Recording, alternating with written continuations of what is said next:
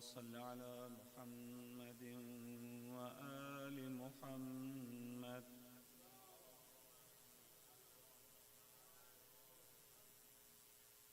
أعوذ بالله من الشيطان الرجيم.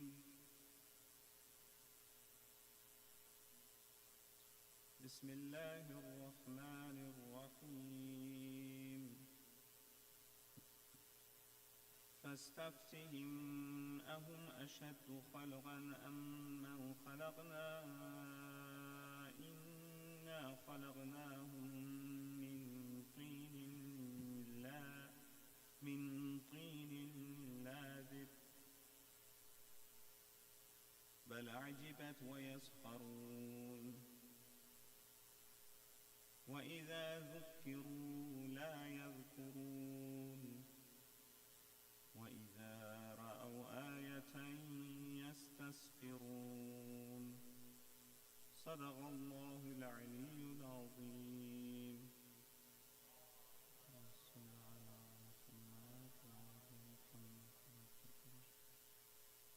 Bismillah ar-Rahman ar-Rahim. Ask them, is their creation more prodigious or that of other creatures? And we have created, indeed we created them from viscous clay or viscous clay. Indeed you wonder while they engage in ridicule, and even when admonished, do not take admonition. And when they see a sign, they make it an object of ridicule. Salawat.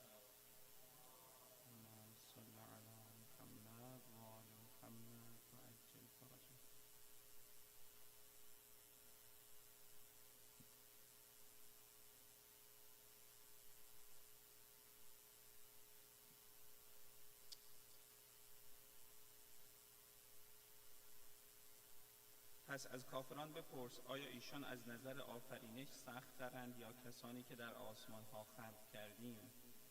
ما آنها را از گلی چسبنده پدید آوردیم. بلکه عجب می‌داری و آنان ریشخند می‌کنند و چون پند داده شوند عبرت نمی‌گیرند و چون آیتی ببینند به ریشخند می‌پردازند. صلوات. اللهم صل على محمد و آل محمد و عجل فرجهم.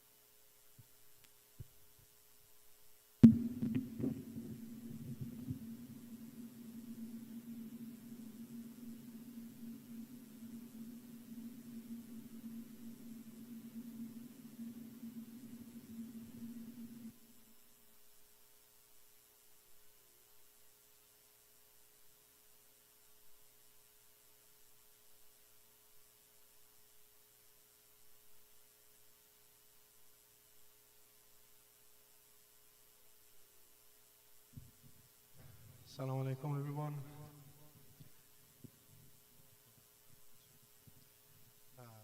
Thank you for having me. It is my honor again to be your host today. It is my honor, Kamil John, to have you listening to this very important lecture today that we have. Today we are honored to have brother Ghaffar, a dear community member. He will be talking about how can we strengthen our relationship with Allah. امروز مجلسمون با سخنرانی برادر سید عبدالغفار لنگری قرار منور بشه و موضوع سخنرانی ایشان اینه که چطور میتوانیم رابطه خود را با خداوند محکم بسازیم. لطفاً بیایید و یک صلوات ایشون رو به منبر دعوت کنیم.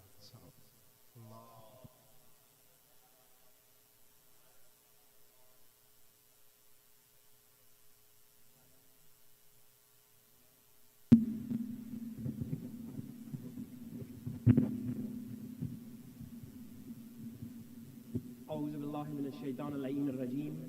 بسم الله الرحمن الرحيم. وقال الله سبحانه وتعالى في القرآن الكريم إنا خلقناهم في الطين اللازب. صدق الله العلي العظيم. اللهم صل على محمد وآل محمد. السلام علیکم و رحمت الله. امشب انشالله سخنرانی خود چون بعضها زبان انگلیسی فقط میفهمن، هفته گذشته فقط فارسی حرف زدیم. انشالله این هفته کوشش میکنم که هم انگلیسی شوه هم فارسی. دیگه انشالله با من باشین، خدا کنه که از پیشم بعد جایش نره. Inshallah, tonight we will make our speech both. Can you hear me? Okay? Okay. We'll make the speech, inshallah, in both English and Farsi. I'll try my best to do justice to it. Last week, some of us that were not here, last week we talked about ibadat. What is worship in Islam? And we briefly explained the misconceptions of ibadat. That a lot of times, as soon as somebody hears worship, they immediately think of just salat, or they immediately just think of fasting. They immediately think of just hajj. And these specific parts of worship comes to their mind. But we briefly explained how that is not accurate, that is not doing justice to the word worship. We split the word very briefly into two categories of a doer and a receiver. And we said that the doer is abd, a person who does the worship. And we said the being who receives it is ma'bud. It's the one who receives the worship. So it's a two-way relationship. And we said the connection between the abd and ma'bud, this connection is called ibadah. This connection is called worship. So it is in no way, shape, or form does it just mean salat or fasting. Those are just some prescriptions on how to make this relationship good. So in short, we said that worship means relationship between the abd and the ma'bud. That's what ibadah means. That's what worship means. هفته گذشته خیلی خلاص گفتیم که عبادت یعنی چی. گفتیم که بعضی وقتی که عبادت میگیم دفعتاً فکرشون طرف نماز میره، طرف روزه، طرف حج، که البته اونا جزء عبادت است مگر خود عبادت نیست. گفتیم که عبادت فقط رابطه بین عبد و معبود است، که عبد کسی است که پرستش میکنه و معبود شخص کسی است که پرستش قبول میکنه. و این رابطه بین عبد و معبود عبادت میگه، که فقط رابطه قائم کردن بین انسان و یا جن و انسان و خداوند است. امشب انشالله قسمی که هفته گذشته گفتیم که امشب انشالله دو چیز بیان میکنیم. یک چیز بیان میکنیم که عبد خوب کی است. کسی که عبادت میکنه او عابد، او عبد خوب کی است. اینم از نظر امام رضا علیه السلام میگیم. بخش دوم گفتیم که میگیم که امشب میگیم انشالله که چطور ما رابطه خود با خداوند قوی بسازیم. چون ما گفتیم که خود عبادت یعنی ارتباط قایم کردن. وقتی که عبادت یعنی ارتباط قایم کردن، پس چطور میتونیم ارتباط خود با خداوند قوی کنیم. So tonight inshallah, as we talked last week, we're going to focus on two topics. We're going to make it brief. One topic we said we're going to mention, now that we mentioned abd and ma'bud, we're going to mention who is a good abd, who is a good worshipper. And we're going to mention this from the sayings of Imam Raza alayhi salam. Please say salawat. Allahumma salli ala Muhammad wa ali Muhammad.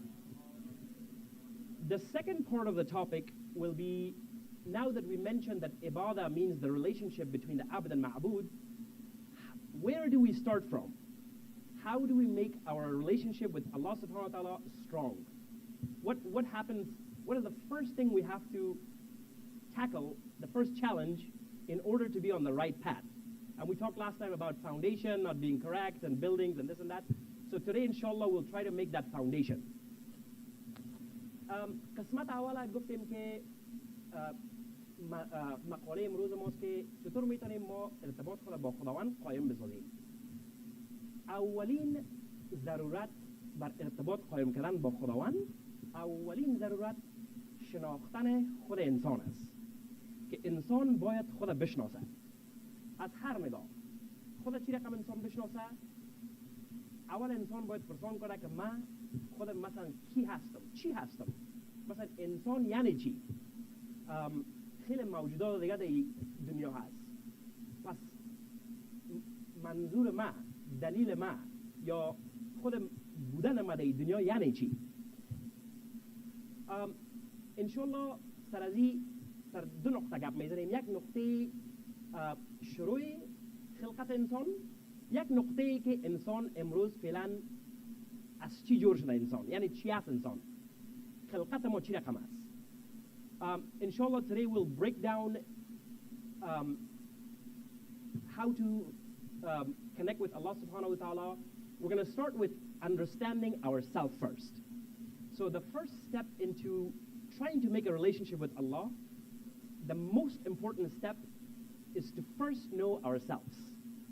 Unless we know ourselves, it's impossible to know Allah subhanahu wa ta'ala. And where are we going to start with knowing ourselves? We're going to tackle two parts. One part, we're going to tackle who are we, how were we created, our history. So if we're called humans, what are we, why were we created? The second part that we're going to tackle today, inshallah, will be what are we made of? What are we? What is within us? What makes a human being? So inshallah today I'll focus specifically on these two topics, and hopefully we'll be able to tackle these parts. بخش اول گفتیم که تاریخ خدا بیان کنیم، خیلی خلاص بیان میکنیم. انسان چی وقت خلق شد؟ بعضی ها میگن که آیا اول انسان خلق شد یا اول فرشته، یا اول انسان خلق شد یا جنیات، یا آیا اول حیوانات خلق شد یا انسان. بعض معلومات هایی است که وقتی که میخوانیم انسان به فکرهای مختلف میبره. مثلا میگیم که آدم علیه السلام، هر چقدر از نظر تاریخ آدم علیه السلام عمرش دورتر بزنیم، باز هم امو دورترین تاریخش دمی خانای 20,000 سال، دورترین تاریخش که انسان بیخی دورترین تاریخ آدم علیه السلام ببره 30,000 سال بیشتر نمیشه، مگر اکثر میگن که امکان داره بین 15,000 و 20 سال باشه. پس وقتی که در اسلام میگن که آدم علیه السلام 15,000 سال پیش یا 20,000 سال پیش، امو دورترینش میگیریم خیره، امو 30,000 میگیریم. اگر آدم علیه السلام 30,000 سال پیش جور شده، خداوند جور کرده، پس وقتی که ساینس امروز، چون خیلی مهم است این موضوع، چون بر اطفال ماست، بر نسل جوانا، پس وقتی که ساینس بعضی چیزها رو میگه که ما استخوان‌های انسان‌ها رو پیدا کردیم که 3 لک سال عمر داره، 3,000 سال یا 300 سال، ببخشید 3,000 سال عمر داره، ببخشید 300,000 سال عمر داره، 3 لک سال. پس جوانای ما سوال میکنن پس چطور امکان داره که ما میگیم که اولین انسان آدم علیه السلام است و در عین زمان میگیم که آدم علیه السلام عمرش فقط 15,000 و 20,000 سال است. پس وقتی که ساینس یک استخوان پیدا میکنه، این استخوان 3 لک سال میبره، پس مشکل کجاست؟ مشکل اینجا کجاست؟ این موضوع باید حل شود. چرا؟ چون ما خود ما از نسل انسان، از نسل آدم علیه السلام هستیم، باید تاریخ خود بفهمیم. از ما در هفته گذشته هم گفتیم که علم ما فقط از 2 جای امکان داره بیاید. یکی از قرآن شریف و گفتیم دیگهش اولوالامر که در قرآن، آیه قرآن هفته گذشته گفتیم کسایی که نبودن آیه خیلی مشهور یاد کردیم که اطیعوا الله، اطیعوا الرسول و اطیعوا اولوالامر. گفتیم که اگر از قرآن معلومات ما نباشه، رجوع میکنیم به حدیث های پیغمبر. اگر معلومات ما در حدیث های پیغمبر که مستقیم میگن که از طرف پیغمبر است نباشه، آخرین رجوع ما امامات، 12 امام گفتیم است که اولوالامر هستند. و اگر از علم پیغمبر و 12 امام و از علم قرآن خارج شود، اون معلومات ما نمیتونیم که اون معلومات قوی بگیریم. پس معلومات رو که امروز انشاءالله اینجا بیان میکنیم از این 3 جای باید باشه. معلومات را که امروز بیان میکنیم انشاءالله معلومات است که از خود امیر المؤمنین امام علی علیه السلام است. اللهم صل علی محمد و آل محمد. و همچنان این حدیثای امام جعفر صادق علیه السلام آمده. صلوات. اللهم صل علی محمد و آل محمد. پیش از اینکه بیان کنم که تاریخ ما چی رقم است، یک دفعه انگلیسی هم میگم که بالا از پیشم نره. Inshallah, today we're going to focus first on the history, on the beginning of humankind. A lot of our young youth, even ourselves, we have heard so much from science that they have found human bones that are 300,000 years old. I think the oldest human bone that they actually physically found, not a fossil, the actual bone, I think it was like 300,000 years, if I'm not mistaken. But they have like fossils of humans that go a little bit even more. So our young children, they're studying these things in school, they're studying these things in college, and they keep challenging the parents, especially the immigrant parents, right? We're immigrants, most of us are not born here, and when we have lived in Afghanistan, Iran, Pakistan, Iraq, anywhere we have lived, Saudi Arabia, in those countries, as far as I know, at least from Afghanistan and Pakistan, in those countries, the science does not teach exactly like science teaches in America and West. Because of technology and other stuff, they don't have as much information. So we are not used to this. So when we come to a country like America, Europe, these questions come to the mind of the youngsters. So we have to be prepared to answer these questions. Otherwise, these simple things that are super simple in Islam could completely turn somebody away from Islam. Something so simple. So we're going to mention it, inshallah. And we said last time that, last week, that we can only take information from 3 sources when it comes to Islam, especially when belief. We can only take it from 3 things. And the Quran tells us who those three people are. We said the first of them is Allah subhanahu wa ta'ala, which is the Quran. So Quran is directly from Allah, and anything that Quran says, understanding it the right way, we can never deny it. And the Quran says that if anything is ambiguous, anything in the Quran that's mentioned that maybe you didn't realize, or maybe it was mentioned but you were not explained what that meant, the Quran says, now go to the Prophet. And then the Quran says, well, the Prophet is not going to live forever. The Prophet is here with us temporary, of course. Allah knows that. So Allah extends the Prophet's mission with 12 other guides. And we said, only these 3 categories we can take our knowledge from. Any knowledge that comes out of these categories, we cannot bring it in our belief system. But alhamdulillah, Allah has been so kind that between the 3 of them, between Allah subhanahu wa ta'ala and the Quran, the Prophet and the Imams, there's nothing left in Islam. So inshallah we'll tackle this. We're going to start now talking about what is the truth. So if Adam alayhi salam, we say that he's like 15, 20,000 years old, and some of us have been told that Adam alayhi salam is the first human, then what is happening to science? Why are they saying that there's 300,000, 400,000 bones? So inshallah we're going to start to answer this. First we're going to do it in Farsi and then we're going to come to English. In all inshallah gap میزنیم سر این موضوع که از نظر اسلام، از نظر امامای ما این موضوع چی رقم است؟ مشکل در کجاست؟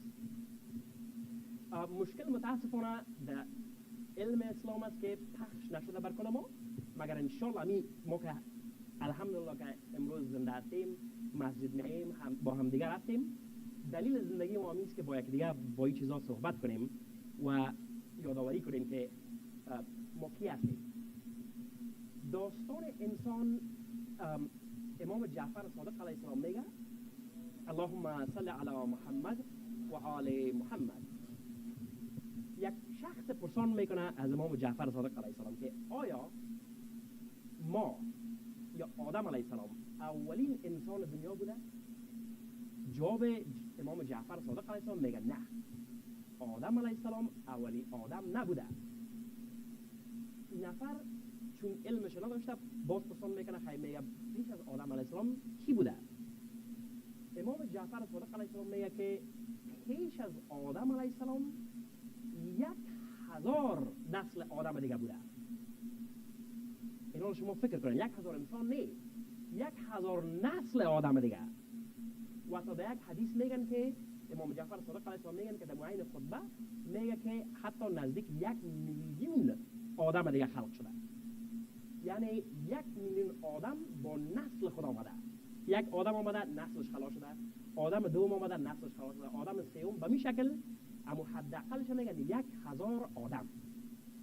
پس آدم ما امام جعفر صادق علیه السلام میگه و امام علی علیه السلام میگه که آدم ما که آدم و حوا بیبی حوا میگه این آخری آدم است.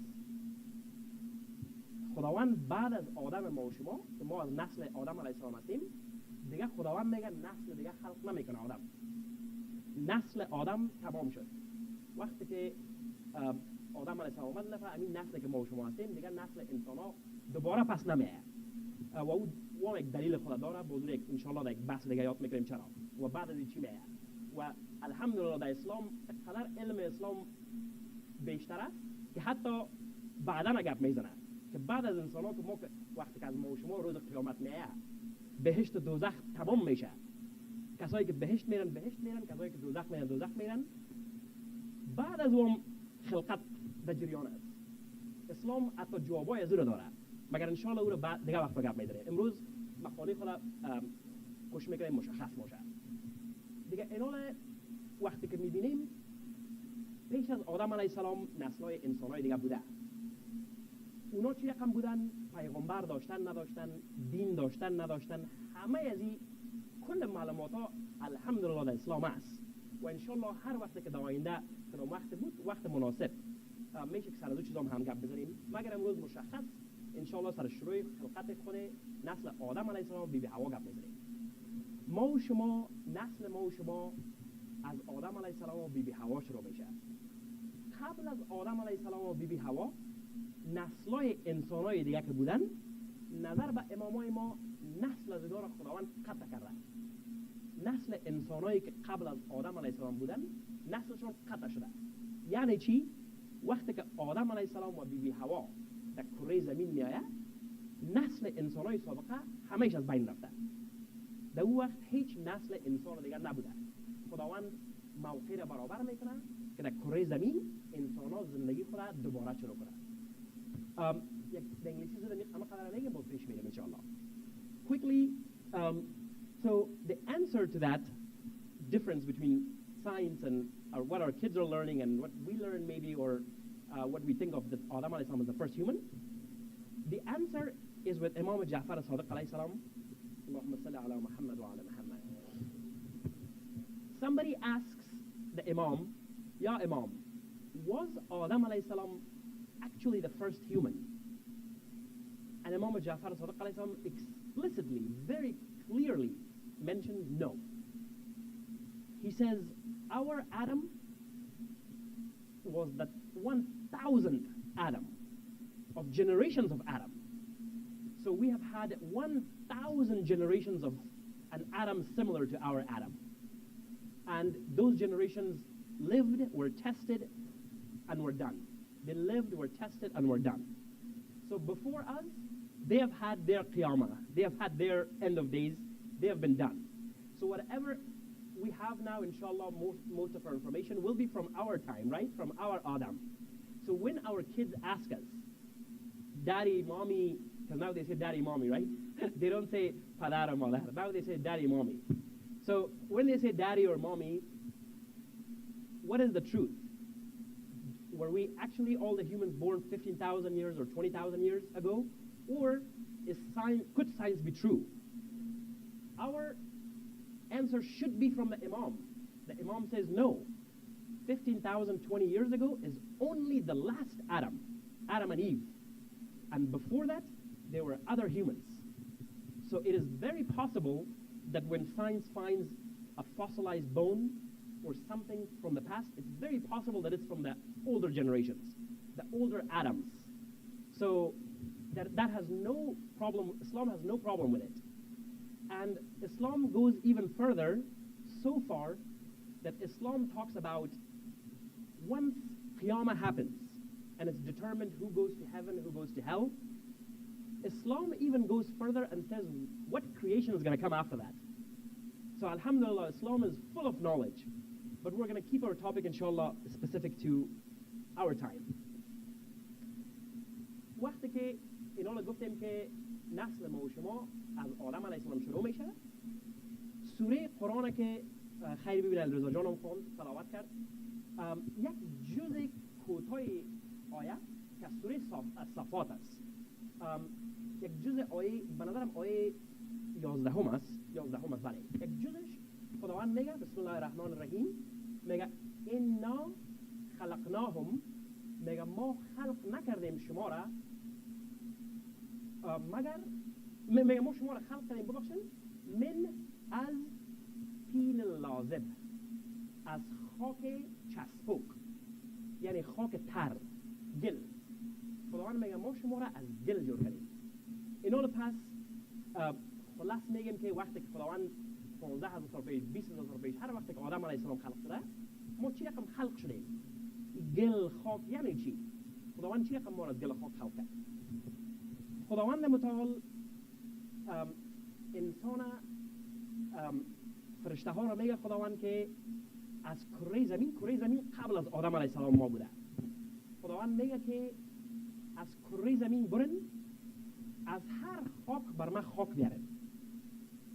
بعضی داستانای دیگه از بین فرشته ها، مگر آخر چی میشه؟ در آخر فرشته آخر میره از هر کنج کره زمین خاک جمع میکنه، خاک زرد، خاک سیاه، خاک سرخ، خاک کریمی، سفید، هر رقم خاک جمع میکنه و خداوند متعال کل خاکا را به قدرت خود میگیره و از خاک آدم علیه السلام جور میکنه. پس خاک آدم علیه السلام از خاکای رنگهای مختلف است.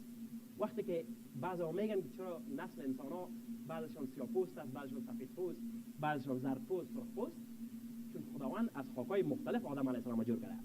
این فقط طریقه خلقت ماست که البته مهم است بفهمیم که چرا انسان ها مثلا ما امروز پوستای ما مختلف است، مردم ها مختلف است، موهایشان مختلف است، قدها مختلف است، خیلی اختلافات زیاد داره انسان ها. پس خداوند در قرآن خیلی واضح بیان میکنه که ما شما را مختلف خلق کردیم که یکی دیگر را بشناسید. این یک رحمت خداوند است. بسر از این انشاءالله یک روز دیگه گپ میزنیم که چرا رحمت از این مختلف بودن. Very briefly about the actual creation of humankind. Allah subhanahu wa ta'ala, when Allah decided to create our Adam, start our generation, Allah subhanahu wa ta'ala ordered the angels. And there's a few things that go in between the angels and things happen, but finally, an angel goes to earth. So earth is created before our Adam.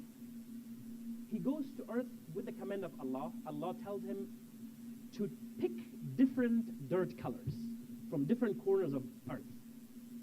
So what the angel does is he picks red dirt, creamy dirt, white dirt, yellow dirt, black dirt.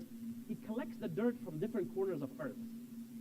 And then Adam alayhi salam is made from that dirt.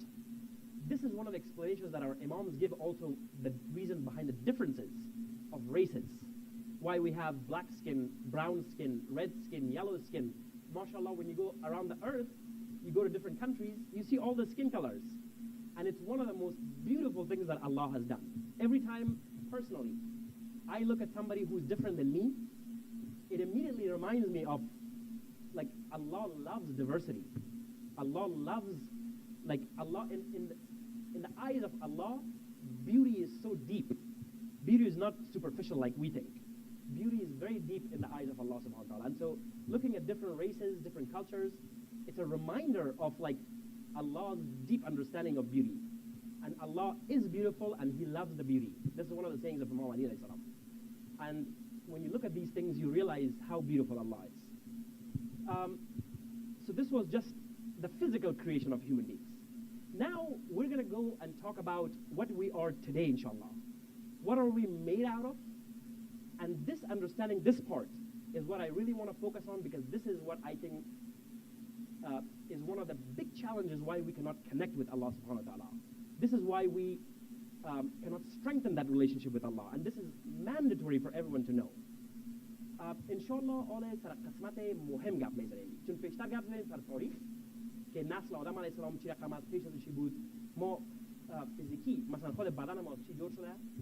انشالله آن سر موضوع اصل گپ میزنیم که اصل هدف ما امشب از این موضوع است. و اگر این موضوع رو صحیح درک نکنیم رابطه قایم کردن با خداوند خیلی مشکل میشه. میایم اینا رو گپ میزنیم ما شما که امروز وقتی که شما یک انسان رو میبینیم، مثلا یک انسان مثل خودت، ما فعلا از چی جور شدیم؟ انسان نظر به گفته های امامای ما که از البته از چندین امام ما داریم، بعض بخشایش یک امام میگه، بعض بخشایش یک امام، انشاءالله ما کلش امشب یک جای میکنیم. ما خود ما شخصا یک انسان از 4 چیز جور شدیم. انسان 4 چیز داره. یک چیزی که با چشم میبینیم خیلی آسان است که همه زود میبینیم میگه از این جور شدیم، بدن ماست. بخش اول بدن ماست که بدن ما میبینیم فیزیکی لمس میتونیم، یک انسان دیگر رو میتونیم ببینیم، چیزای فیزیکی است. بخش دوم ما کلی هم الحمدلله هر روز یاد بعد وقتا یاد میشه در جلسات، روح هست. روح چی معنی میده؟ روح یعنی شخص کنترلگر بدن، کسی که بدن کنترل میکنه. یکی از بهترین مثالایی که چون ما شما در این زمانه تکنولوژی رو خدا پیشرفت کرده، همه موتر دارن، یک مثال خیلی ساده که زود در فکر آدم کار کنه که فرق بین روح و بدن چی است. روح کسی است که موتر میدوانه، درایور، و بدن خود بدن موتر است، ماشین. انسان بدن خود درایو میکنه، مثلا بدن خود بریک میگیره، مثلا که در موتر میشینیم ما شما در ماشین بریک میگیریم، اکسلراتور میزنیم، آرن میکنیم، سویچ های مختلف میزنیم. روح درایور است، درایور موتر. بدن خود موتر است که روح بدن گفته است تو چی کو. مثلا انسان که در عقل خود فکر میکنه که دست خود میگه بالا شو، دست خود بالا میکنه، دست بالا میشه. کل بدن در زیر امر ماست. خداوند بدن زیر امر ما مونده. هر چیزی که ما امر کنیم بدن چیزی که توانایی داره میتونه. مثلا سر خود میخوایم دور بدیم، فقط در فکر میکنیم که سر خود میخوایم دور بدم، بدن اطاعت میکنه. هر چیزی که ما بدن بگوییم که بتونه اطاعت میکنه. پس این فرق بین روح و بدن است. بخش سوم که البته در بحث‌های دینی خیلی زیاد میاد، متاسفانه بعض وقتا خیلی هم ترس میده، هم بعض وقتا خیلی علمای ما نام خدا خیلی خوب با تفصیلش تشریح میکنن، مگر بعض وقتا دسترسی شاید نداشته باشیم به او علم علما یا که مشکلات شاید باشه. بخش سوم نفس است که البته نفس یک چیزی است که خیلی غلط فهمی شده. بعض وقتا دو دشنام میتن و بعض وقتا شاید معلومات کافی راجع به نفس نداشته باشیم. اینا رو پس میگیم که روح و بدن فهمیدیم که روح کسی است که بدن کنترل میکنه، خود ماستیم. نفس پس چی است؟ نفس خواهشات انسان است که هم خواهشات باطنیش است، هم خواهشات ظاهریش. همه خواهش‌های مختلف که البته بعضی چیزایی است که حتی فکر شاید نکنید که خواهشات است، مگر خواهشات است. همه خواهشات نفس است و خیلی مهمترین جای قسمتی که میشه سرش گپ می‌زنیم نفس است. بخش چهارم که آخری بخش انسان است، البته در این بخش‌ها خیلی بخش‌های کوچک دیگه هست، مگر ما کاتگوری‌های بزرگش رو میگیم. بخش آخر بخش عقل است. عقل انسان. عقل چی است؟ خداوند حدیث امام جعفر صادق علیه السلام داریم که اولی چیز را که خداوند در بدن ما بر انسان خلق کرده خود بدن نبوده، حتی خود روح نبوده، نفس نبوده. اولی چیز را که خداوند خلق کرده عقل خلق کرده. موضوع یک بحث دیگه داره. عقل چی است؟ عقل خداوند فقط یک وسیله است که انسان میفهمونه که خوب و بد چی است. که خوب و بد فهمیدن به نام عقل میگن و این خوب و بد خیلی کاتگوری‌های مختلف داره که خوب و بد یعنی چی. بعضی چیزایی شاید فکر نکنیم خوب و بد، مگر همه چیز زیر خوب و بد میاد. پس این چهار چیز است که انسان از این 4 چیز جور شده. باز میایم سر موضوع نفس گپ میزنیم که مهمترین موضوع است. یک دفعه زود به انگلیسی میگیم، یک کم تا اینجا برسیم. Inshallah, today we're going to talk about the human body now. What are we made out of now? So according to our imams in multiple hadiths, they say different things in different parts of hadiths. Inshallah, we'll try to put them together, and I hope I'll do justice to it. So human beings today, we are made out of four things. The first thing we're made out of is the body. Something very clear. We see it. We see other people. It's very obvious. The second thing is ruh, the soul. This is not obvious. Some people who don't have faith, either in Islam or other religions, sometimes they could even question soul. Do we have soul? Do we not? But sometimes they get confused because when they have dreams or they have the witnessing like somebody who is about to die and then he comes back to life, he says some weird things that makes them, maybe there is a soul. So even people who don't believe in religion, most of them have come to the conclusion that there is something that's more than just a body. And they cannot quite say it's a soul, because if they say it's a soul, then it kind of gets them to the religious category. So sometimes they're confused. They may say it's something else, it's consciousness, it's something else. So they don't want to use the words. But the second part is soul. And we mentioned the difference between soul and body. A very simple understanding of it is to just realize that soul is the driver. If we bring the example of a car and a driver, the soul is the driver, and the body is a car. So we who are conscious, like we are talking right now, we are the soul. Allah has given us this body as a tool to help us do stuff in this world. And it's under our command. Whatever it can do, it will do when we command it. So just like a car, you say you want the windshield, you press the button or turn something, the windshield goes. You want to brake, you press something. Same thing. If the ruh wants the body to do sajda, the ruh just has to say, I want to do sajda. And the body just submits. But also if the ruh says, I want to do a bad thing, the body will also do the bad thing. So the body doesn't have its own mind. The soul is controlling it. The third thing that a human being is made out of is nafs. And this is probably the most important part of human body because it affects the human results the most. But unfortunately, a lot of times it's misunderstood. Either people are scared of nafs, they even curse nafs. Or sometimes maybe they have not had enough information about nafs to know how to deal with it. Because dealing with nafs is the main part to like understand ourselves, how to control myself. So a human being, we're like a machine. We have to know how we work. Every machine, everything we buy, for example, a laundry machine. We buy a car. What does it come with? A manual, correct? So if we buy like a washing machine that we have never used and the buttons don't have any writings on them, we're gonna mess it up. We have a washing machine and this button says only press when the machine is like, you want to reset it. And the machine is full of water, we press it, it resets, all the water comes in our house floods. So we have to look at the manual to know how things work. And so the most important thing is to know how we work.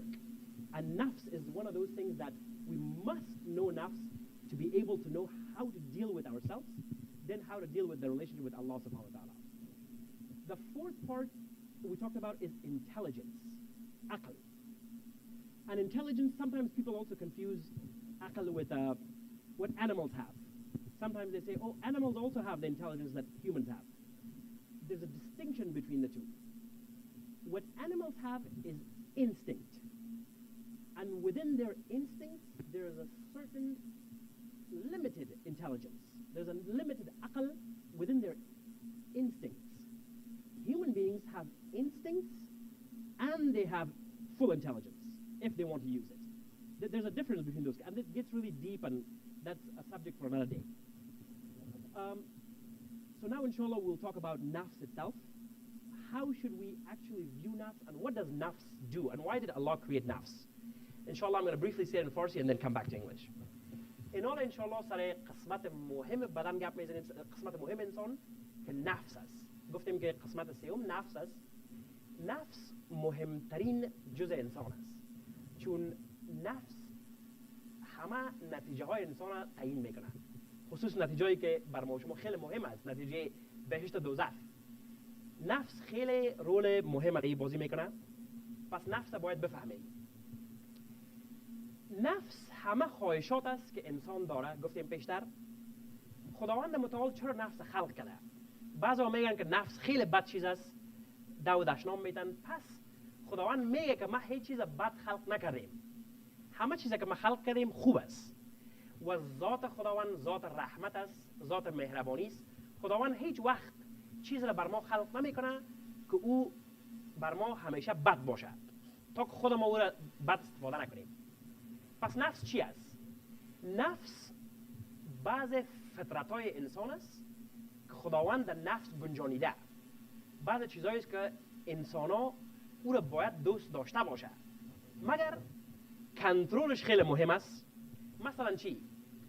در نفس انسان خداوند گنجانیده که ما کس را دوست داشته باشیم که صاحب علم است.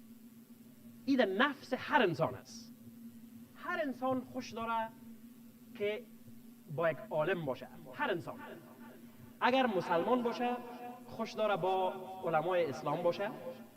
اگر کسی که مسلمان نیست، کسی که حتی دین قبول نداره، او هم خیلی خوش داره با علما باشه. چه رقم علما؟ علمای ساینس، علمایی که در رشته وظیفهشون هست. مثلا یک نفر انجینیر است، خیلی خوش داره با علمای انجینرها باشون باشه، حتی اگه بت پرست باشه، حتی اگه بی خدا باشه. خیلی علاقه دارن که با یک کس باشن که علم، صاحب علم است. پس این خیلی مهم است که ما بفهمیم که نفس ما تشنه علم است. هر کسی که علمش خوب باشه انسان خوش داره با اون نفر نزدیک باشه. پس این خیلی مهم است که بفهمیم نفس ما چی رقم جور شده. این یک چیز است که علم نفس ما دوست داره. چیز دوم که نفس ما خداوندش گنجانیده مقبولی است. هر انسان، نفس هر انسان عاشق مقبولی است. اگر انسان مسلمان باشه هم مقبولی دوست داره، اگر انسان بت پرست یا بی خدا باشه هم مقبولی رو دوست داره. پس خداوند این در اینجا گنجانیده. چیز سوم که البته خیلی سرش حرف زده نمیشه، ثروت است، ثروت دارایی. خداوند در نفس ما قدرت، ثروت و دارایی را گنجانیده که ما از او خوش ما بیه. این یک جزء فطرت انسان است. بعض وقتا ما میگیم که انسان ها خیلی زود میگن که او این نفر خیلی پیسه دار است، خیلی خوب نیست، پیسهش دوزخ میبریش یا بعد از یا پیسه دار شدن بعد از.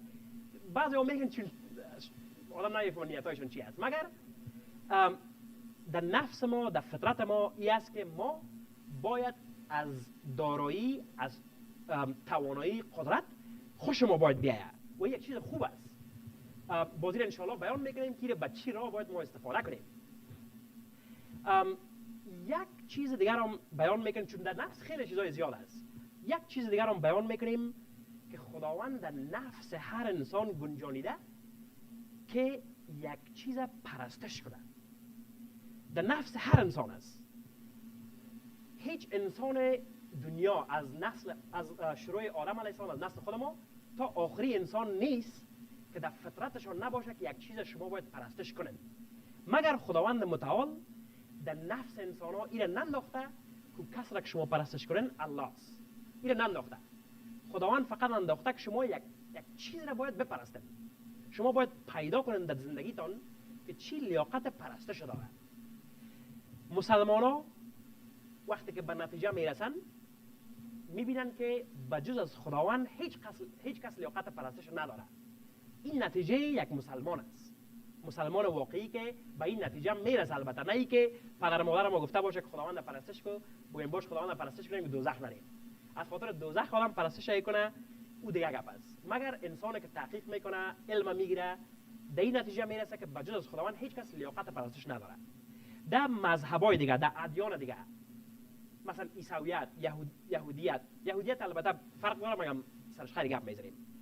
این ادیان هم به این نتیجه رسیدن که خداوند لیاقت پرستش داره. این که در عمل مردم چی میکنه این بحث مختلف است. پس موضوع اول ما این بود که چطور ما با خداوند رابطه خود قایم کنیم. انشالله میره زود در انگلیسی هم میگیم، پس باز میاییم پس رپ میدیم که موضوع خودمون خلاص کنیم انشالله. So we briefly said now that we have nafs, talking about nafs itself, Allah subhanahu wa ta'ala has made nafs only for the good. Nafs was only created to be good. Now, as we see, it's not used for the good, so there's a lot of examples of why it's not good. But that's not the intention of Allah subhanahu wa ta'ala. When Allah made it, it's made to help us. It's a good thing. Some of the very main things that Allah has put in nafs, it's important to mention because these things come in our lives a lot. Nafs has many categories, but we're going to mention some of the main categories. One of the things that Allah subhanahu wa ta'ala has actually put in our nafs, like actually built it inside the nafs, is the love of a few things. One of them we said, there's the love of knowledge. Every human being in their nafs has love for knowledge or people who have knowledge. Every human being. There is no human being from Adam alayhi salam to the last human being who does not have love for either the knowledge itself or an educated person. Even when somebody is not a Muslim, even when someone is an atheist, a Hindu, anybody, they love people who have knowledge in their category. As we gave an example, for example, an engineer. Let's say an engineer is an atheist, does not believe in God. He still enjoys a very knowledgeable engineer. When he sits in the speech of that engineer, and that engineer opens his mind about engineering, he loves it. Every human being loves knowledge. So this is one of the things that Allah has put in nafs. The second thing that Allah has put in nafs that's very important is beauty. Allah has put in our nafs to love beauty when we see it. Why? Because one of the very famous sayings of Imam Ali alayhi salam is, Allah is beautiful and He likes the beauty. So that's why Allah loves beauty. So Allah made sure, because He loves beauty, He put the beauty in our nafs as well, in our fitrat. So we are attracted to beautiful things. Anything beautiful we see, we like it. Whether we're a Muslim or non-Muslim, whether we have faith or not. Any person in this universe will appreciate a beautiful tree, a beautiful flower. And beauty could be different in their eyes, but at least they'll find something that's beautiful to them. The other thing that we mentioned is power, wealth, money. Money, today it's paper, but the actual money, let's say cows and cattle and gold and whatever you think of money, it could be money categories. It's actually in our nafs to like it. It's in our nafs to like richness, wealth. And I'll say this later why. It's in our nafs to like wealth. Only people who say, oh, that person is wealthy, it's against Islam, or it's not good, it's going to take you away from faith. You never know. They could be jealous, they could have other problems. But being rich, having money, or liking richness, or liking wealth, is in our nafs. Allah wants us to like it. And this is a very important part of it, because this is a very easy way for us to connect to Allah, and I'll say why. Some of the other examples we gave were also related to like some of the worldly stuff that is within nafs. I'm going to briefly say something in Farsi to connect those things so it doesn't stay confused, and then inshallah I'll come back in English and explain those. پیشتر ما گفتیم که خداوند متعال ما را با این چیزا و نفس ما خلق کرد. پس اینا رو میگن که ما پیشتر یاد کردیم بعضی چیزایی را مثل که خداوند در نفس ما مونده که ما مقبولی خوش ما بیه. در نفس ما مونده که ما پیسه دارایی خوش ما بیه. در نفس ما مونده که ما قدرت خوش ما بیه. پس وقتی که انسانا یک نفر قدرت طلب میشه، انسانا را میکشه، از خاطر میگه من قدرت خوشم میه. پس آیا او اجازه داره که بگه چون خداوند نفس من قدرت انداخته که من قدرت خوشم بیه، من از این خاطر 2000 نفر کشتم که من قدرتمند شم، خواست خدا بوده. آیا او درست است؟ یا مثلا کسی که میگه من مقبولی باید مقبولی خوشم بیه، با چیزای دست میزنن که حرام است، حلال نیست، و اون میگه که خداوند مرا در نفس من انداخته که من مقبولی خوشم بیه، پس وقتی که سر مقبولی عمل میکنم چرا گناه داره؟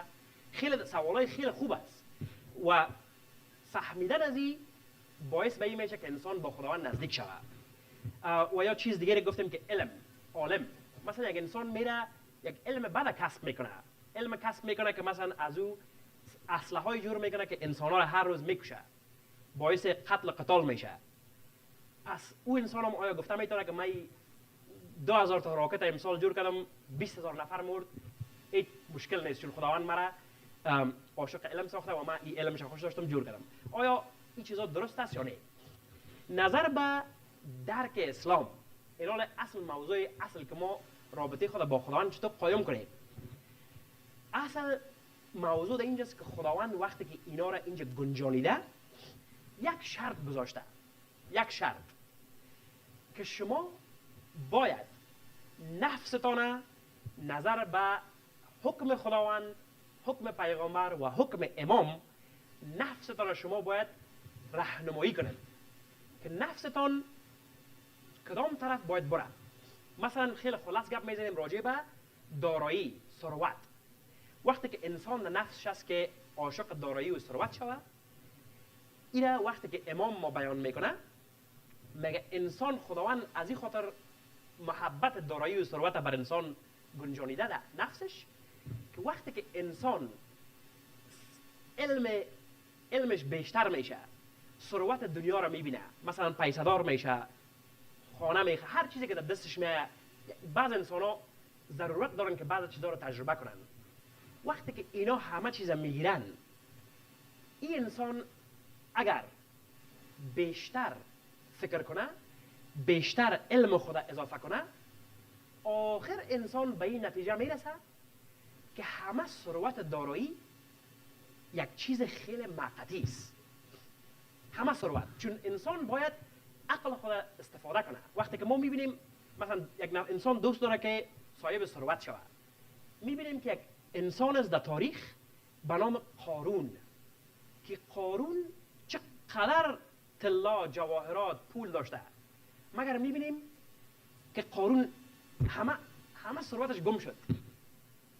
پس میبینیم فرعون کسی که یک سلطان، یک پادشاه خیلی بزرگ بوده، چقدر دارایی ثروت داشته.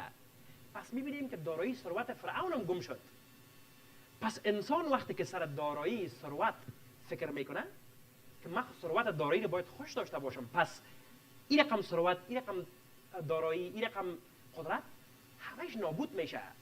پس قدرت و دارایی، ثروت اصل کجاست؟ اصل ثروت در کجاست؟ انسان باید تحقیق کنه که اصل دارایی ثروت کجاست. و یک مسلمان، یک کسی که از امام پیروی میکنه که خودش شیعه میگه، وقتی که علم خود پیشتر میکنه به این نتیجه میرسه که بجز از خداوند هیچ کس ثروت نداره. همه ثروت دروغ است. ثروت پیسه، پول، طلا، هیچ کدامش بر انسان نمیمونه. این چون گپ عقل است، گپ فکر است، نه گپ دین. هر انسانی که حتی دین نداشته باشه، بی دین سرش فکر کنه، به این نتیجه باید برسه که بعد از مرگ هر چقدر ثروت من از زندگی خود جمع کنم، زندگیم خیلی باشه 100 سال. در 100 سال من بیلیون ها دلار جمع کنم، پس بعد از مرگ ثروت خود من هیچ جای برده نمیتونم. پس ثروتم صفر میشه. پس ثروت اصل نیست. ثروت است که یک انسان بازی میده. یک ثروت است که خداوند خلق کرده که انسان ها ببینه، مقایسه کنه ثروت ها را که اصل ثروت در کجاست. و فطرت انسان، نفس انسان باید در این نتیجه برسه که نه، این ثروت های پیسه، پول، قدرت، رئیس جمهور، پادشاهی همهش از بین میره. حتی ثروت اولاد، یک انسان 10 تا اولاد داره، خیلی اولادای خوب، خودش از دنیا میره، همه اولاداش در دنیا میمونه، ثروت خود نمیتونه با خود ببره از نگاه فیزیکی. پس انسان به این نتیجه میرسه که اصل ثروت، اصل دارایی خداوند است، چون خداوند در این دنیا امکان داره بتش و در اون دنیا ثروت میدهش. پس انسان باید به این نتیجه برسه. این نتیجه وقت انسان میرسه که انسان قدم به قدم علمش باید بیشتر شود. علم انسان، ما امروز زبانی میگیم که به این نتیجه انسان برسه، مگر این باید انسان به این نتیجه درونی از نفس خود باید برسه. امروز فقط ما زبانی میگیم. انسان باید راجع به خداوند معلومات داشته باشه که عقل انسان اتومات به این نتیجه انسان برسانه و این دلیل است که علم در اسلام خیلی مهم است. علم راجع به خداوند، علم راجع به اسلام که به این نتیجه انسان برسانه. مقبولی رو یاد کردیم که خداوند ما را خلق کرده که مقبولی رو ما لذت ببریم. همه مقبولی رو که در دنیا میبینیم، چی درخت باشه، چی گل باشه، چی انسان باشه، هر مقبولی رو که ما میبینیم ما و شما همهش از بین میره. پس انسان باز باید تحقیق کنه که همه مقبولی ها که از بین میره، مقبولی اصل لگوجاست. مقبولی اصل لگوجاست. وقتی که انسان علمش بهتر شوه، فکرش، تفکرش بهتر شوه، آخر به این نتیجه انسان میرسه، هیچ راه دیگه نیست که اصل مقبول کسی است که مقبولی رو جور میکنه.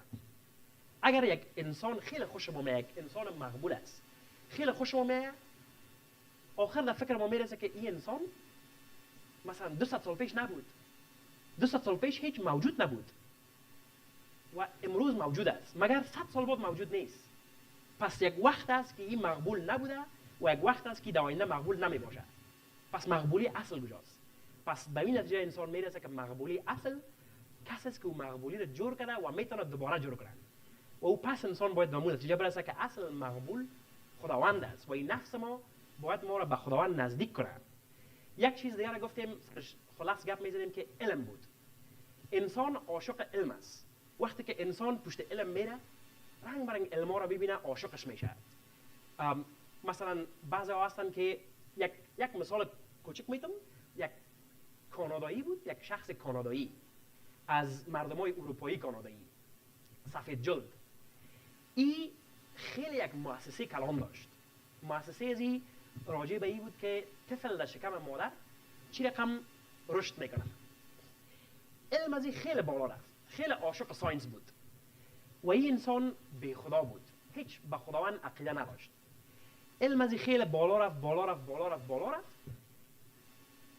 یک وقت یک مسلمان هوشیار، یک مسلمان با علم با این صحبت میکنه، این نفر میگه که تحقیق را که تو کردی راجع به رشد انسان در شکم مادر، این تحقیق تو چی وقت این تحقیقش شروعش از کجا شد؟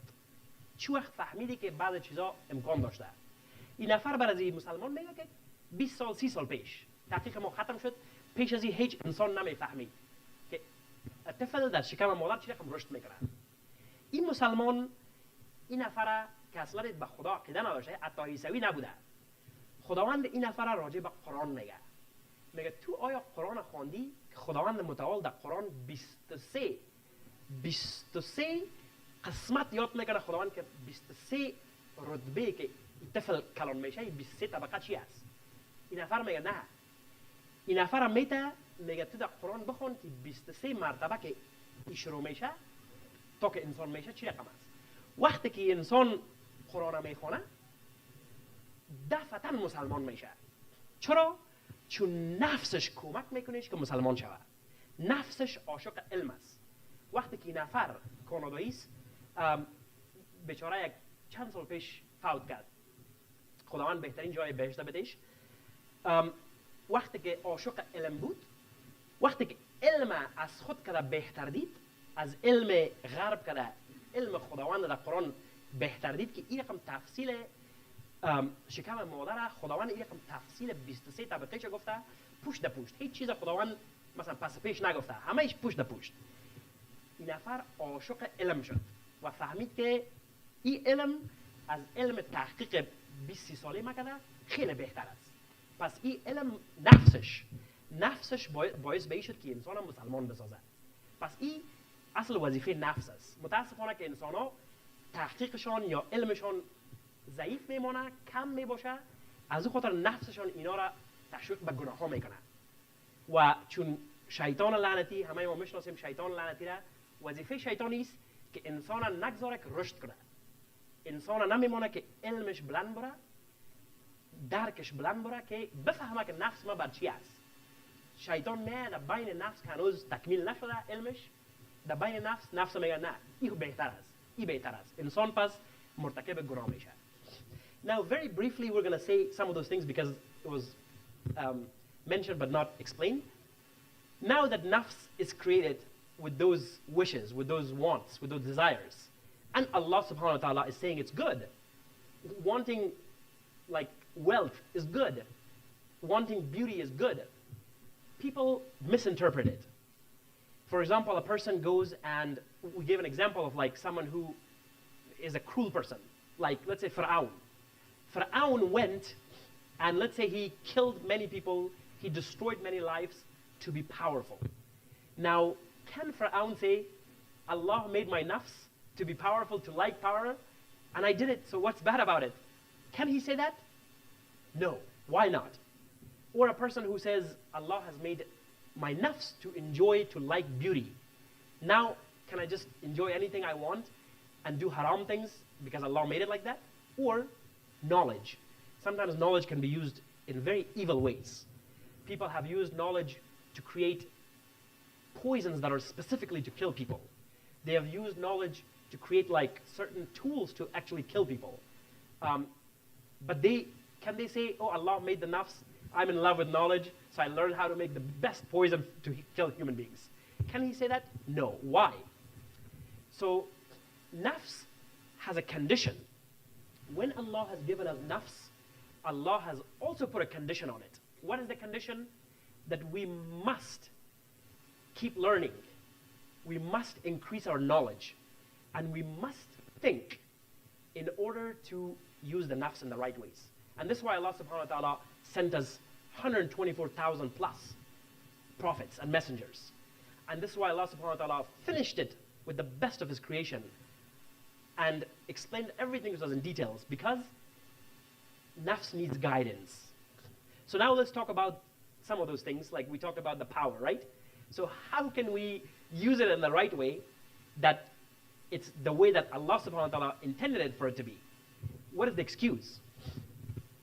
So when somebody likes power, Allah subhanahu wa ta'ala has made that love for power inside the heart, so a human being keeps looking for powerful things, keeps looking for the source of the power. So a human being, when he starts, let's say he's a child, he sees that parents are really powerful. A teacher is powerful. A cop is powerful. This child becomes an older person. He's still a child, but an older child. He learns that the cop has a boss. He can't do everything himself. He can't just pull his gun and kill people. He has a boss. Or the teacher. The teacher has a principal. The teacher cannot teach whatever he wants or she wants. The principal is telling them what to teach. Or the parents. They think that the parents can do anything they want. They slowly start to realize, wow, the reason my parents can buy things is because they have a job. So they start noticing that that's not power. They keep increasing their knowledge. And Islam makes it mandatory, farz, wajib, to increase our knowledge because of these things. Because our nafs has to find the end result, end goal.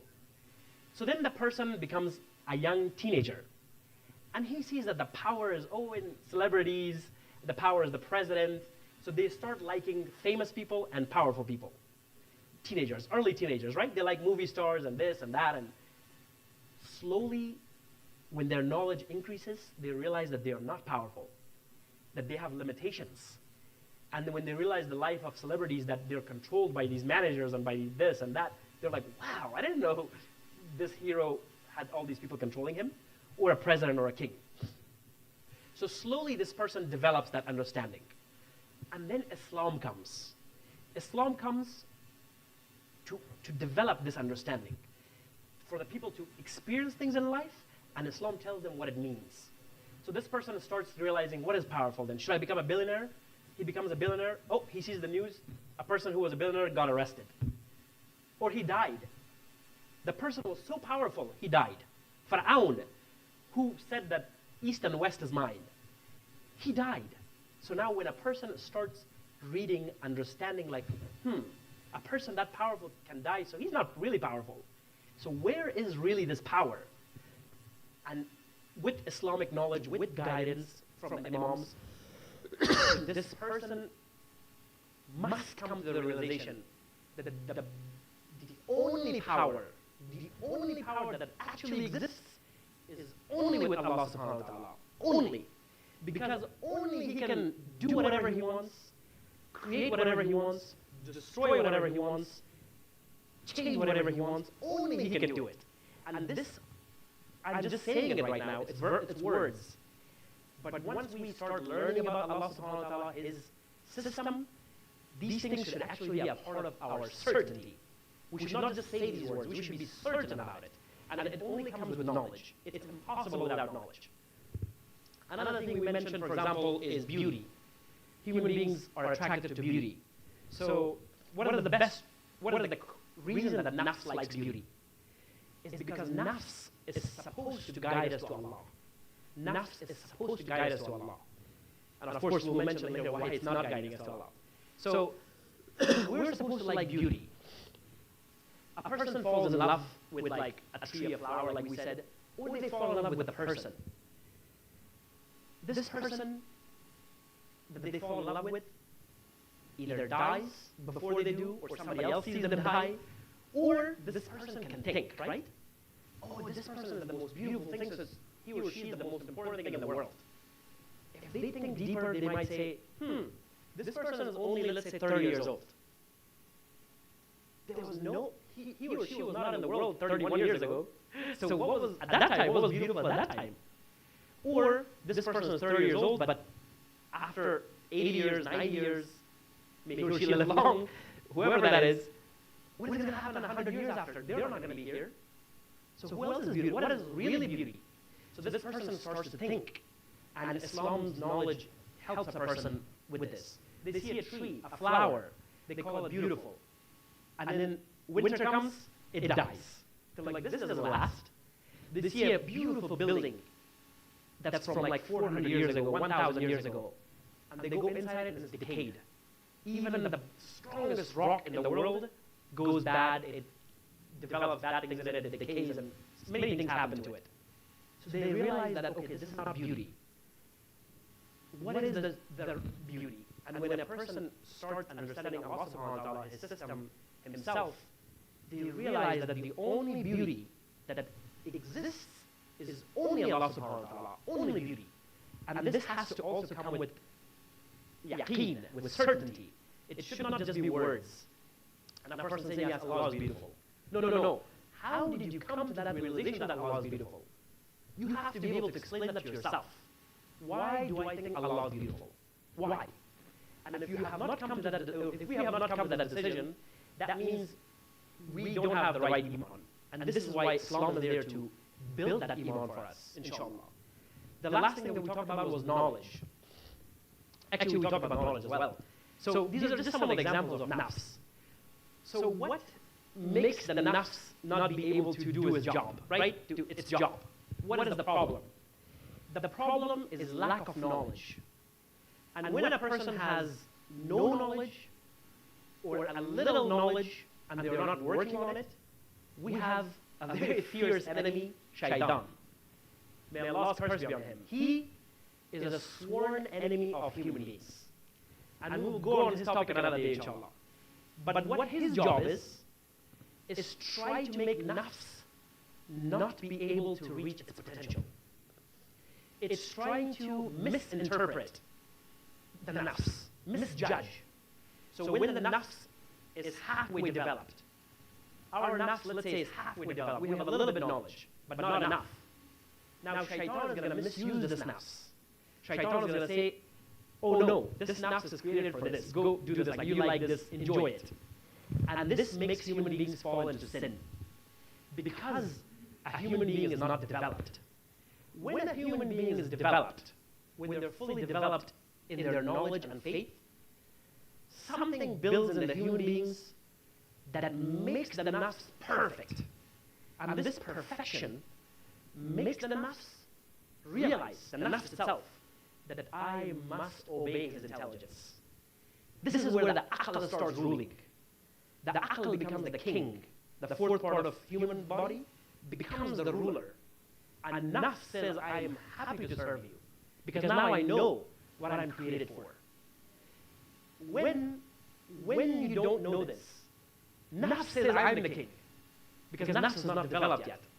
Nafs is trying to rule the aql. Nafs is telling your aql, don't worry about this, don't do this, let me enjoy, let's just enjoy.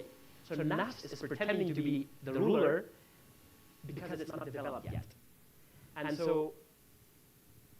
this is where some of the misconceptions of nafs comes, is that we think of nafs as the wrong thing. We should think of nafs as something that we have to develop, nurture, train. Nafs is like a wild animal. Let's say it's like a wild horse. We can use the horse in many good ways, but as soon as you get it from the desert or the meadows or the jungle, wherever you get it from, it's not going to obey your commands immediately, right? It's going to just kick you and run away. So you have to be patient and train it. And this is the purpose of nafs. We have to train nafs. And once you train nafs, it becomes to a point where you don't even have to double think anymore. Your nafs just know exactly what to do. And we have a lot of history on our prophets, on our imams, some of specific examples on how their nafs served them, and how we can see that actually in their example. نفس سر گفتیم که کلانترین مشکل پیشتر گفتیم که بین یک رابطه ما با خداوند قایم نمیشه که نفس چرا برای مختلف میره. گفتیم که مشکلش اینه که نفس پرورشش اشتباه بوده. ما نفس خدا درست پرورش ندادیم. نفس خدا یا هیچ برش علم ندادیم، هیچ تغذیه نکرده، هیچ برش انرژی که کار ندادیم، یا علم ما کم است. وقتی که علم انسان نیمه باشه، کم باشه، نفس خود نفس نمیفهمه چی کنه. نفس هنوز پرورش تکمیل نشده، براهای مختلف دلش هست بخواه انسان را کشف کنه. و شیطان در این وقت هم میاد که نفس انسان بازی بده، نفس برای مختلف استفاده کنه. مگر انسان وقتی که نفس خود مثل پرورش فکر کنه که خداوند مرا نفس داده که من این نفس پرورش بدم، نفس خود را قوی بسازم، نفس خود را به اجرای تربیت کنم که نفسم خداوند مرا هم خلق کردیش. وقتی که علم انسان ایجاد میشه، تفکر ایجاد میشه، فکر ایجاد میشه، نفس خود را آیسته آیسته زیر کنترل میاره. یک مثال داریم انگلیسی که نفس مثل یک حیوان وحشی وریست، مثل یک اسب وحشی. اسب خیلی ضرورت‌های انسان را در زندگی پورا میکنه. مگر اسب که نه ما از جنگل میریم یا از دشت میریم، اسب خیلی خطرناک است. اسب گپ ما را گوش نمیکنه، با لغت میزنه، خیلی خطرناک است. مگر وقتی که ما صبر داشته باشیم، اسب تربیت کنیم، اسب خیلی یک موجود خوب بر ما میشه، ما را خیلی کمک‌های ایجاد میکنه. پس نفس انسان را مثل یک حیوان وحشی وریست که انسان باید او را تربیت کنه، به یک درجه نفس را برسونه که نفس ایمان یک انسان را تقویت کنه، نه اینکه در زیر ایمان انسان باشه. و یگانه راهی که میتونیم انشالله که امشب با می ختم میکنیم، یگانه راهی که میتونیم ما شما با خداوند رابطه‌مون نزدیک شوه، یگانه راه که از دیگه خارج راهی نیست، فقط راهی چیست که ما علم خود راجع به خود و راجع به خداوند بیشتر کنیم. امشب الحمدلله موقع ما این بود که ما کم راجع به خود بفهمیم. کل بحث ما امشب راجع به خود ما بود، شخص انسان که انسان دارای چی است، چی رقم انسان، ماشین انسان، بدن انسان چی رقم کار میکنه. و ما اگر نفهمیم که بدن ما چی رقم کار میکنه، نمیفهمیم که با بدن خود چی کنیم، با نفس خود چی کنیم. آیا نفس خود دوست داشته باشیم، بعد ما به خوش ما به وظیفه چی است. پس انشالله یک تونسته باشیم که امشب فقط بفهمیم که ما سیستم ما ماشینی که ما شما هستیم، از نگاه فکر ما ماشین است، از نظر چیزی که خداوند موجود داره، ما چی رقم هستیم و چی رقم ما باید کار گرفته شویم. انشالله اگر در آینده موقعش برابر شد، در آینده انشالله حال خود یک کم بسیار خلاص راجع به خودشناسی بود. در آینده اگر موقع برابر شد انشالله گپ می‌زنیم سر خداوند و یکی از بهترین رقم که خداوند انسان بشناسه صفات خداوند است. و صفات خداوند دانه دانه، هر صفت خداوند، هر که بعض وقتا اسم خداوند میگیم، هر اسمش دانه دانه باید علمش توضیح شود و هر اسم خداوند باعث به این میشه که ما به خداوند یک قدم نزدیکتر میشیم. هر اسم خداوند که ما بفهمیم انشالله یک درجه بیشتر نزدیک خداوند میشیم. Inshallah, tonight we will finish this discussion. So our topic in the beginning we said was how to connect to Allah subhanahu wa ta'ala and strengthen our relationship. And tonight we focused on understanding ourselves first, because we are a very complicated machine, and we have things that are within us. So sometimes it's extremely important to know what are in us and why they're there, so we don't get confused. So we don't blame Allah subhanahu wa ta'ala, oh, you made me like this, or this person did it. Now, I hope we have at least a little bit idea that our system is complicated and it needs to be understood and worked on. This was just a brief description. And inshallah, if in the future we have an opportunity, we will change our subject to self-understanding, to inshallah understanding Allah subhanahu wa ta'ala. And the best place to start understanding Allah subhanahu wa ta'ala is to understand His names, His sifat.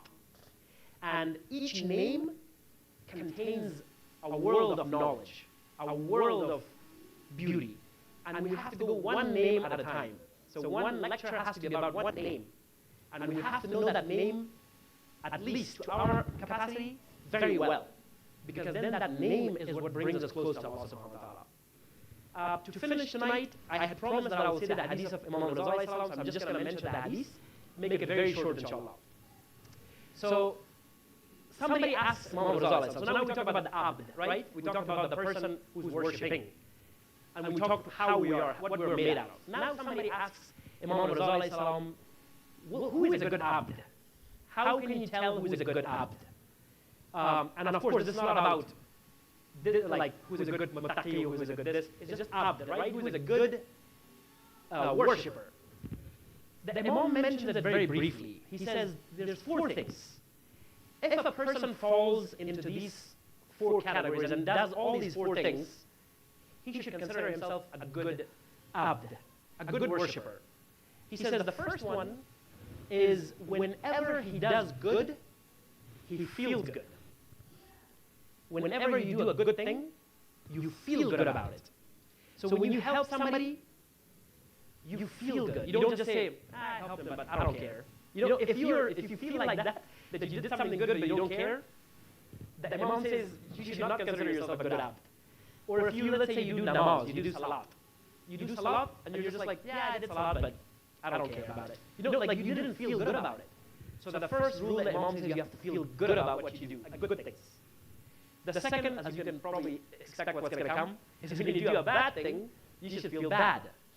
So this is unfortunately something that we all have to work on. Because during our life, many things come that are not good, that are bad, and we don't take it serious.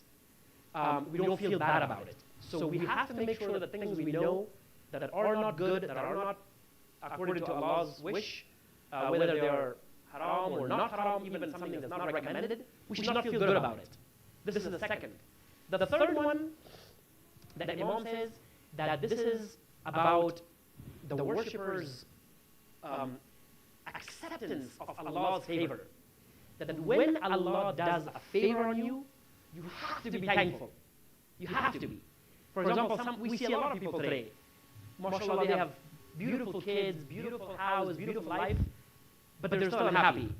They're like, oh, I'm happy. I don't have like that big building. I don't have this car. They're unhappy. And this is a sign of not being a good abd. So you have to be happy with whatever Allah has given you, the favor. And of course, you can probably expect the last one is the opposite, right? Whenever Allah makes some situation in your life that's hard, you should always be patient. You should always be patient. And so this is the 4 qualities of a good worshipper. Feel good when you do good things. Feel bad when you do bad things. Always say Alhamdulillah when Allah has given you something, which is every day. And the last thing is that when you have a difficulty in life, have patience. And with this, inshallah, we'll end it. I'll just briefly say it in Farsi, and that's the end, inshallah. چون ما وقتی که در اول سخنرانی که حدیث امام رضا علیه السلام یاد میگیریم خیلی مشخص چون وقتی که بودم اگر نه وقت تیر شد امام رضا علیه السلام یک پرسان میکنه که بنده خوب کی است؟ برای مشخص بسید که بنده خوب کی است؟ چون ما راجع به بنده گپ زدیم امروز. امام رضا علیه السلام میگه که بنده خوب 4 خاصیت داره. خاصیت اولش چیست که هر وقتی که کار خوب انجام میده خوش میشه. مثلا ما انسان رو میبینیم که کارهای خوب انجام میدن مگر خوش نمیشن.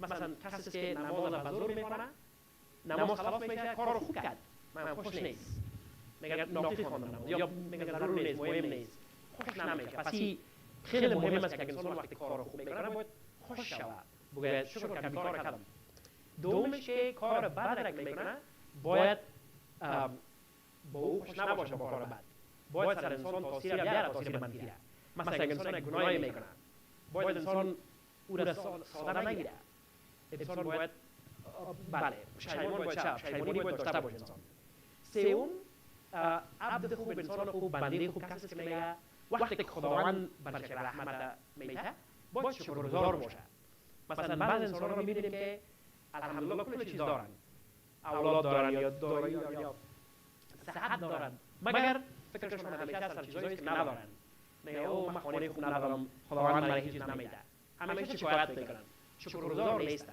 این امام رضا میگه یک علامه درست عبد نیست یک عبد باید همیشه شکرگزار باشه چهارمش ان شاء الله آخرش امام رضا میگه که وقتی خداوند یک مشکل میاره سر انسان بنده خوب صبر داره بنده خوب همیشه صبر نشون میده و صبر خود از دست نمیده ان شاء الله با این مجلس خود خلاص میکنیم ان شاء الله with that thank you so much I know we went over time but I just wanted to get the last hadith because I promised I didn't want to break my promise so inshallah with that we'll say 3 salawats for you yourself for your marhumin inshallah for your children for our children that may Allah inshallah guide us increase our knowledge and get us closer to Allah subhanahu wa ta'ala once we have this knowledge trust me brothers and sisters we will become so in love with each other if you think that we don't have enough love or if you don't love somebody in this dara like really once we get closer to Allah subhanahu wa ta'ala we will fall in love with another Shia we will fall in love with somebody because their hands are like worth kissing their feet are worth kissing and this inshallah may Allah give us the tawfiq to realize this and as our knowledge inshallah increases inshallah before we die we'll get to that position so we will be ready for the next world so with that we'll say 3 salawat inshallah Allahumma salli ala Muhammad wa ali Muhammad